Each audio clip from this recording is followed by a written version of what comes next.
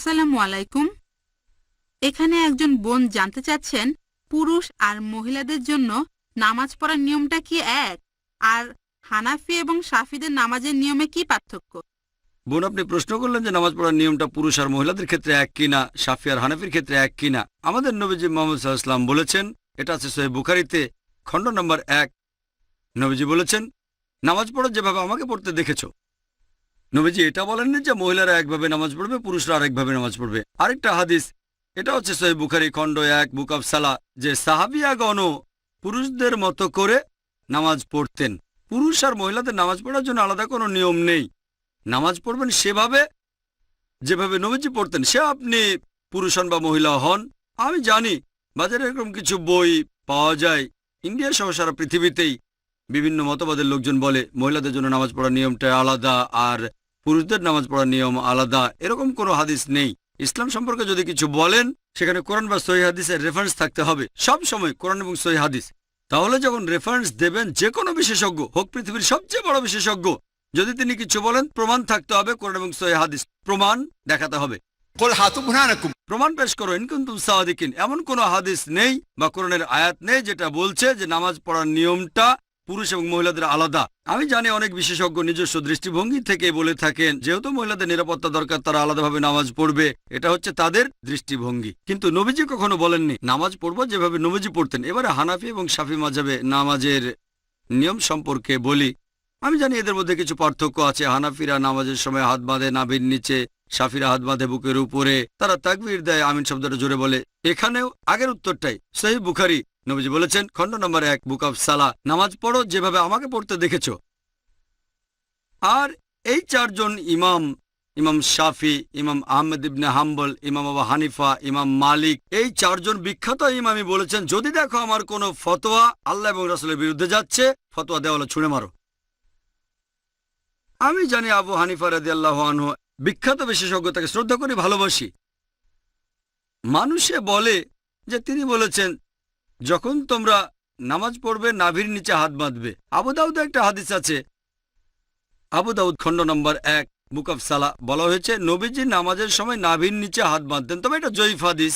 ঠিক এর পরের হাদিসটাই বলছে, যেটা সহিহ হাদিস, যে নবীজি হাত বাঁধতেন নাভির উপরে। আরো সহিহ হাদিস আছে সহিহ ইবনে খুজাইমা, যেটা বলছে নবীজি হাত বাঁধতেন বুকের উপরে। সহিহ হাদিস যখন বলছে নবীজি বুকের উপর হাত বাঁধতেন, নাভির নিচের হাদিসটা জয়ীফ। তাহলে নামাজ পড়ার সঠিক নিয়ম বুকের উপর হাত বাঁধা। তার মানে এই না যে ইমাম শাফির সব কথা ঠিক অথবা ইমাম আবু হানিফা তারা দুজনেই শান্তিতে থাকুন, তিনি ভুল। এরা সবাই বিখ্যাত বিশেষজ্ঞ, তাদের শ্রদ্ধা করি, তারা মহান আলেম। তবে আমরা বুঝতে পারছি না যে সেই সময়ে সব হাদিসই লিপিবদ্ধ হয়নি। আমাদের নবীজির জীবদ্দশায় কোরআন লিপিবদ্ধ হয়েছিল, এটা নিয়ে কোনো সন্দেহ নেই, নবীজির নিজস্ব তত্ত্বাবধানে। তবে হাদিস লিপিবদ্ধ করা হয়েছে নবীজির ইন্তেকালের 50 বছর পর, 100 বছর পর বা 150 বছর পরে। এই বিশেষজ্ঞগণ অনেক আগে এসেছেন, আর যেহেতু তাদের কাছে সবগুলো সহিহ হাদিস ছিল না, তারা তখন যে ফতোয়া দিয়েছেন সেগুলো তাদের তখনকার জ্ঞানের ভিত্তিতে।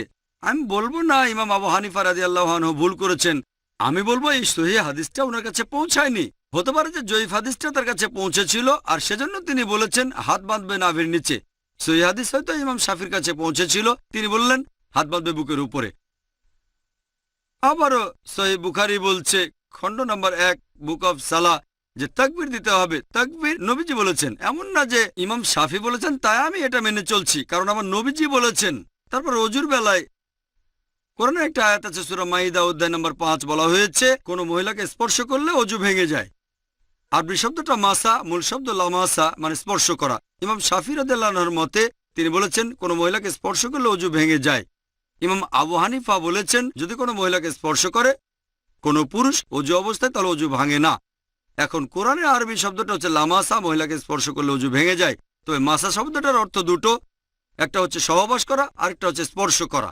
ইমাম শাফি রাদিয়াল্লাহু আনহু তিনি বলেছেন এটা স্পর্শ করা। ইমাম আবু হানিফা তিনি ধরে নিয়েছেন সহবাস করা। এখানে তাদের মতটা আলাদা। তবে যদি সুন্নান আবু দাউদ পড়েন খণ্ড নম্বর 1, এখানে বলা হয়েছে যে হযরত আয়েশা রাদিয়াল্লাহু আনহা নবীজি অজু থাকা অবস্থায় তাকে চুমু দিলেন, তারপর নবীজি আবার অজু না করে নামাজ পড়তে চলে গেলেন। আরেকটা হাদিস আছে সহিহ বুখারীতে বুক অফ সালাহ খণ্ড নম্বর 1, হযরত আয়েশা ঘুমাচ্ছিলেন, নবীজি তার পা সরিয়ে নামাজ পড়লেন। এটাই প্রমাণ করে যে স্পর্শ করলে অজু ভেঙে যায় না। এখানে আবু হানিফা রাদিয়াল্লাহু আনহু ঠিক বলেছেন, আর ইমাম শাফি, আমি বলবো না তিনি ভুল করেছেন ইচ্ছাকৃতভাবে, হাদিসটা ওনার কাছে পৌঁছায়নি। সবাই বিখ্যাত বিশেষজ্ঞ, আর তারা বলেছেন দেখো যদি আমার কোনো ফতোয়া আল্লাহ এবং রাসূলের বিরুদ্ধে যাচ্ছে, তোমরা আমার ফতোয়া দেওয়ালে ছুঁড়ে মারো। আমি তাই বলবো, আমি একজন পাক্কা হানাফি। আমি ডক্টর জাকির নায়েক একজন পাক্কা হানাফি। কেন? আবু হানিফা ফতোয়া দিয়েছেন নাভির নিচে হাত বাঁধবে নামাজ পড়ার সময়, কিন্তু সহিহ হাদিস বলছে বুকের উপরে। তাই আমি নামাজের সময় হাত বাঁধি বুকের উপরে, আমি একজন পাক্কা হানাফি। ইমাম শাফি বলেছেন যদি দেখো আমার কোনো ফতোয়া আল্লাহ এবং রাসূলের বিরুদ্ধে যাচ্ছে, সেটা দেওয়ালে ছুঁড়ে মারো। ইমাম শাফি বলেছেন অজু অবস্থায় কোনো মহিলাকে স্পর্শ করলে অজু ভেঙে যায়, কিন্তু সহিহ হাদিস বলছে অজু ভেঙে যায় না। তাহলে কোনো মহিলাকে অনিচ্ছাকৃতভাবে স্পর্শ করলে অজু ভেঙে যায় না। যেহেতু আমি ইমাম শাফির ফতোয়া দেওয়ালে ছুঁড়ে মেরেছি, তিনিই বলেছেন আমি একজন পাক্কা শাফি। আমি পাক্কা হানাফি, পাক্কা শাফি, আমি পাক্কা হামলি, এছাড়া পাক্কা মালিকি। পাক্কা মানে খাঁটি। আমি মেনে চলি 100%, অন্যরা মানে হয়তো 80 বা 90%, অথবা আবু হানিফার 60%। আমি পুরোপুরি মেনে চলি। এই চারজন ইমামই বলেছেন যদি দেখো আমার কোনো ফতোয়া আল্লাহ এবং রাসূলের বিরুদ্ধে যাচ্ছে, ফতোয়া দেওয়ালে ছুঁড়ে মারো। এই চারজন ইমামই বিখ্যাত বিশেষজ্ঞ, তাদের শ্রদ্ধা করি। তবে আমাদের বুঝতে হবে সব হাদিস তখনও লিপিবদ্ধ হয়নি। এখন সবকিছু আমাদের হাতের নাগালে, সিডি রোমে পাবেন, বইয়ে পাবেন, অ্যাভেলেবল। তখনকার দিনে ছিল পর্যাপ্ত তথ্যের অভাব। যেমন ধরেন আমার ভাই একজন ডাক্তার, আর কোপার্নিকাস একজন বিখ্যাত বিজ্ঞানী ছিলেন। তবে বিজ্ঞানের ব্যাপারে কোপার্নিকাসের চেয়ে আমার ভাইয়ের জ্ঞান অনেক বেশি, আইনস্টাইনের চেয়েও। তবে আইনস্টাইন আরো মেধাবী ছিলেন। এখন বিজ্ঞান অগ্রসর হয়ে গেছে, তার মানে এই না যে আমার ভাই আইনস্টাইনের চেয়ে অনেক বেশি মেধাবী। আইনস্টাইন আমার ভাইয়ের চেয়ে অনেক বড় জিনিয়াস। তবে যেহেতু অনেক বছর পার হয়ে গেছে, আমার ভাই বিজ্ঞান সম্পর্কে তথ্য বেশি জানে, আধুনিক তথ্য বেশি জানে।